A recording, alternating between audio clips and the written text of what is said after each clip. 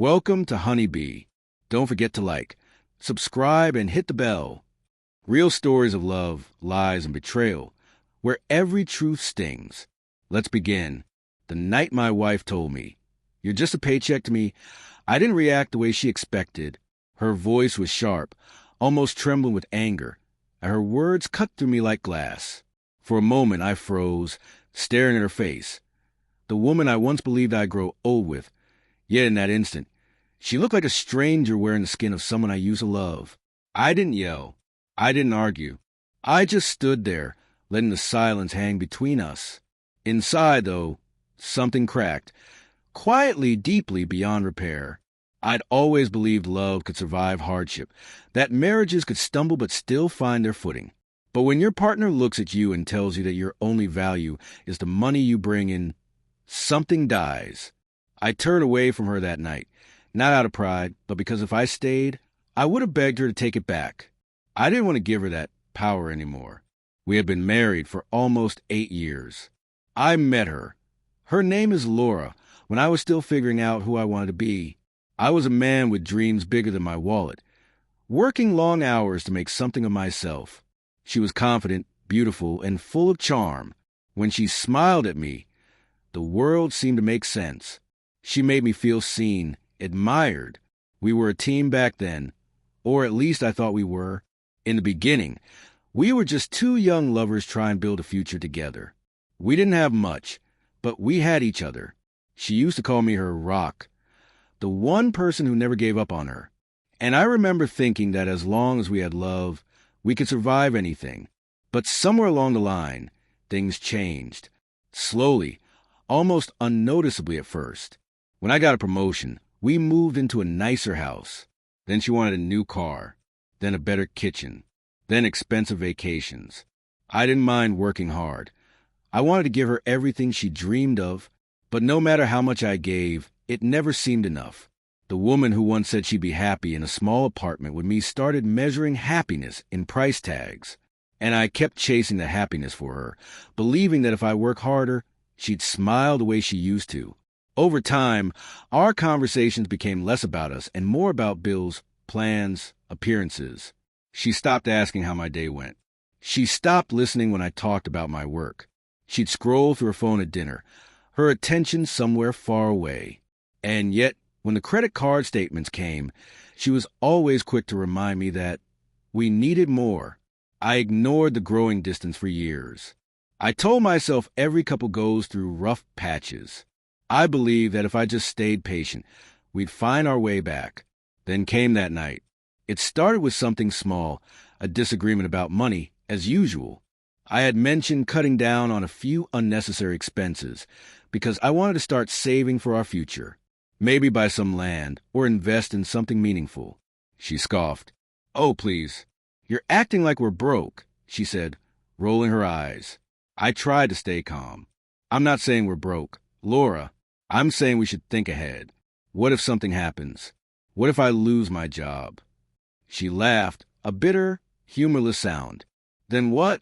I'll just find someone else to take care of things. You're not the only man who can earn money." That hit me hard.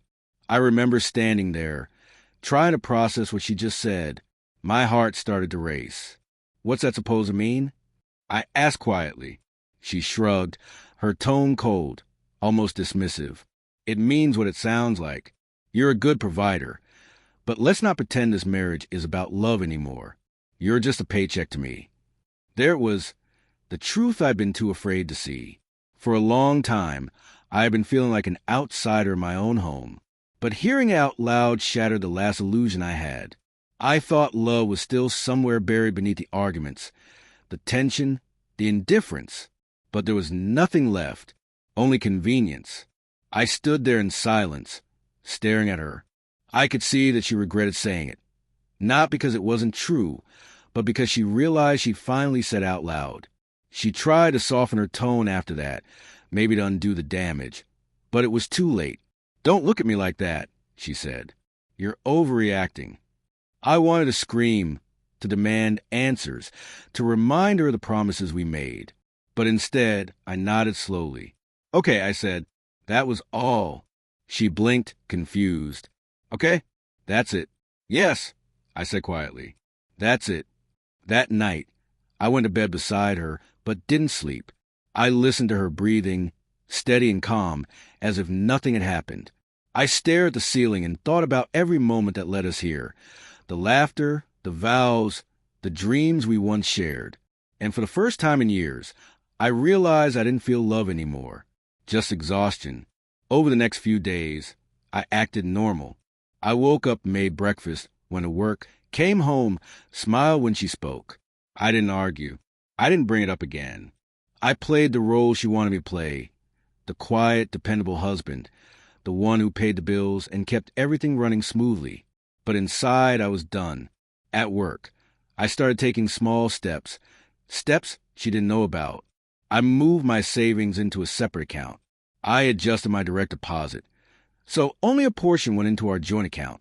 I met with a financial advisor, quietly explaining that I was preparing for a separation.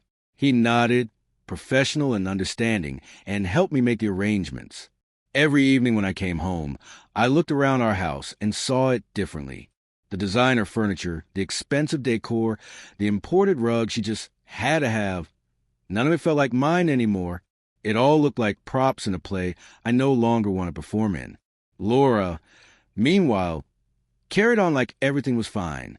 She'd talk about redecorating the living room, planning a vacation, hosting parties. And I'd nod, pretending to listen, already knowing I wouldn't be around for any of it. I started spending more time outside the house, late nights at the office, early mornings at the gym. She barely noticed. Sometimes she'd ask where I'd been, but her tone was casual, disinterested. She didn't really care, as long as the bills were paid. I had never felt more invisible in my life. Then one morning, about 2 weeks after that argument, I looked at myself in the mirror and realized I didn't recognize the man staring back. My eyes looked tired, hollow. My spirit was gone. And I knew this was no way to live. That day, while she was at lunch with her friends, I called a lawyer. We talked about my options. The process would take time, but it was possible to separate everything cleanly, especially since we didn't have kids. When I hung up, I felt something I hadn't felt in years, relief. That evening, I came home as usual.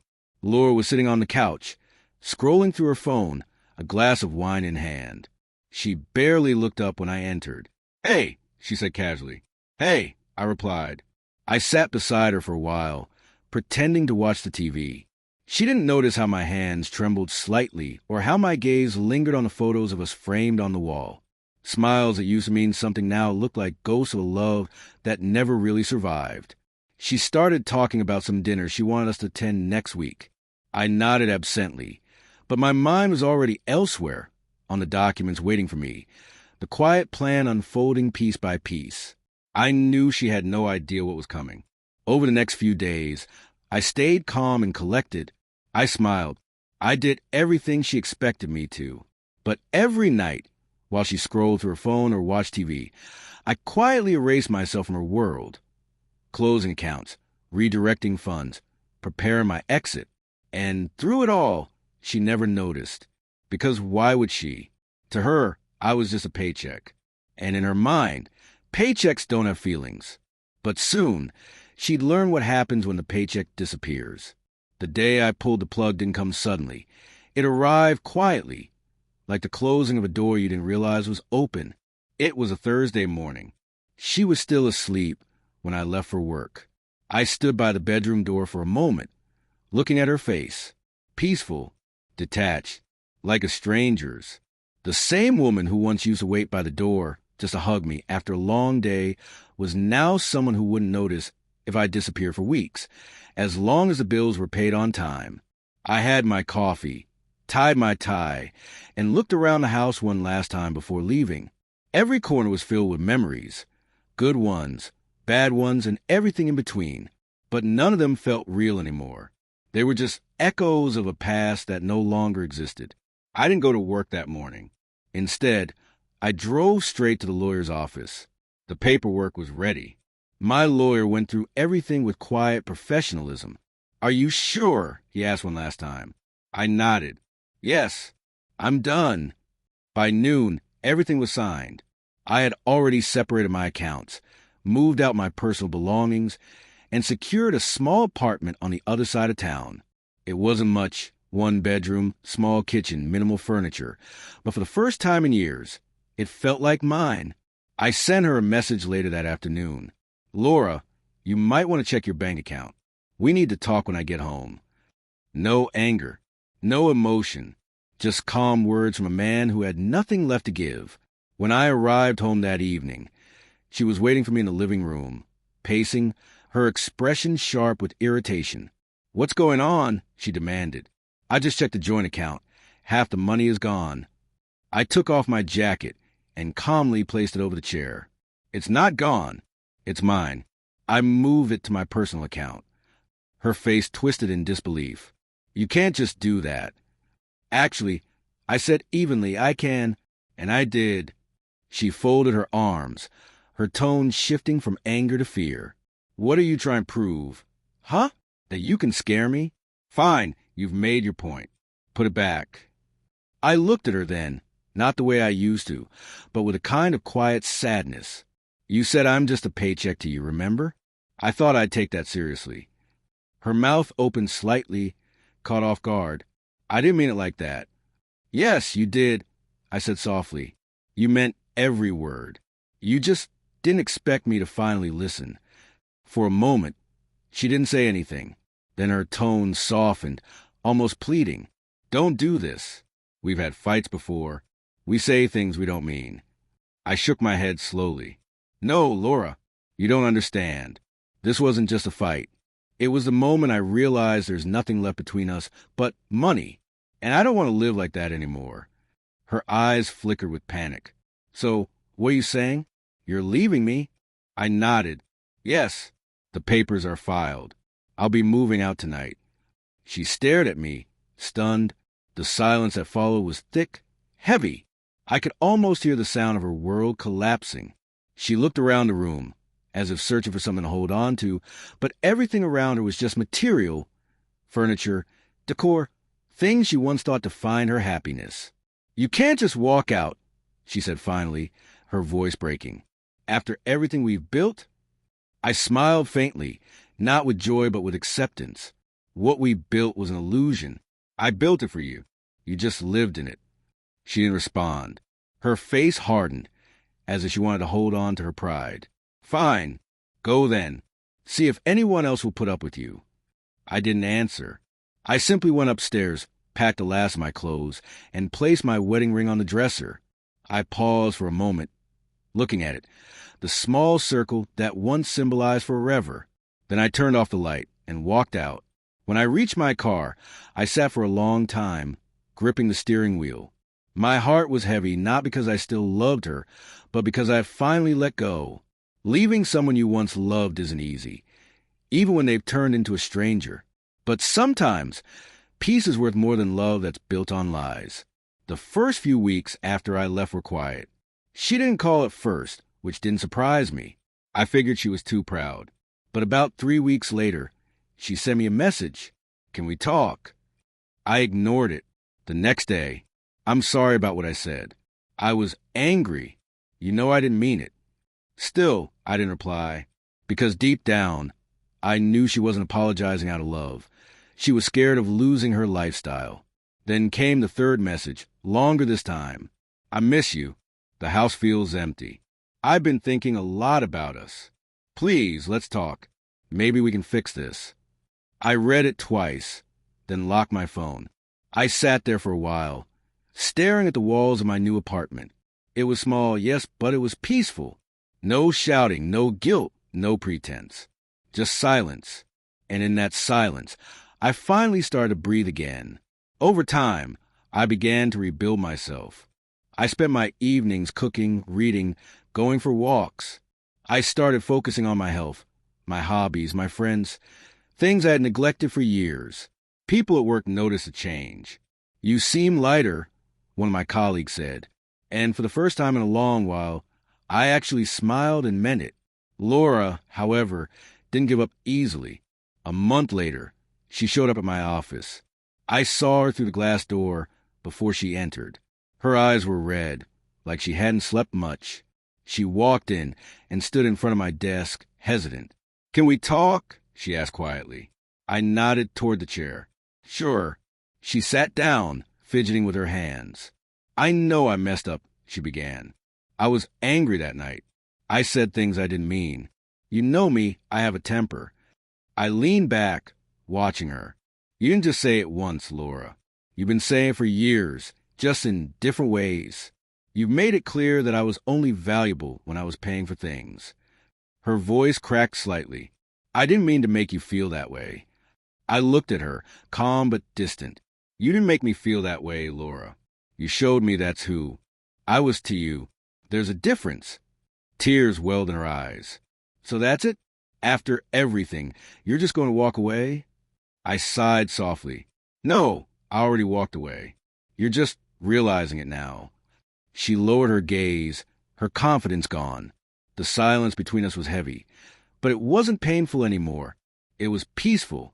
I had said what I needed to say. Finally, she whispered, "I thought you'd always be there. I thought no matter what I said, you'd never leave." "I used to think that too," I admitted, "but people change. And sometimes the best thing you can do for yourself is stop being someone's option." She didn't argue after that. She just nodded slowly, stood up, and walked out. I watched her leave, and for the first time, I didn't feel bitterness, just closure. Months passed. The divorce was finalized quietly. She kept the house, the car, and most of the furniture. I didn't fight for any of it. I only wanted my freedom. People around us speculated, of course, friends, neighbors, family, but I didn't care what they thought, because I knew the truth. I hadn't lost anything worth keeping.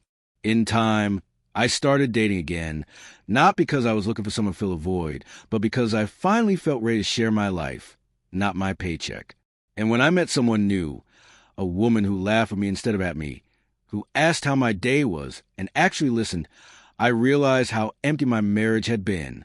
Sometimes I still think about Laura, not with anger, but with a quiet kind of pity, because she never understood that love isn't about luxury. It's about loyalty. And once you lose respect for the person standing beside you, the relationship is already over. Looking back now, I see that the moment she said those words, "You're just a paycheck to me," wasn't the end of our marriage. It was just the truth finally revealing itself. And when I pulled the plug, I didn't do it to hurt her. I did it to save myself. Because sometimes the bravest thing a person can do is walk away from a life that looks perfect on the outside, but feels empty inside. And in that quiet apartment, surrounded by peace instead of tension, I finally understood. Losing her wasn't the end. It was the beginning of me.